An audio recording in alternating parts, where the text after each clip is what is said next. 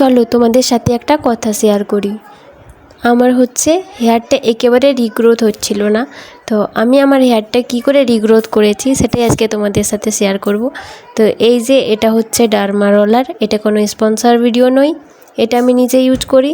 আমি বারবার বলেছি তোমাদেরকে, আমি যেটা নিজে ইউজ করে আমি নিজে স্যাটিসফাই, সেটাই আমি তোমাদের সাথে শেয়ার করি। তো এই যে দেখতে পাচ্ছ, এটা সোজাসুজিভাবে 5 থেকে 6 বার, আবার আমি যেরকমভাবে করছি সেরকমভাবে 5 থেকে 6 বার করে এটাকে চালাতে হবে স্ক্যাল্পের উপরে। আর এটা অনেক ধরনের পাওয়া যায়, তো তোমরা 0.25 mm-এরটা নেবে। এটা আমি যদি পারি তাহলে পিকটা শেয়ার করে দেব। তো এই যে এখানে আমার চুলগুলো উঠে গেছে সব, দেখতে পাচ্ছ।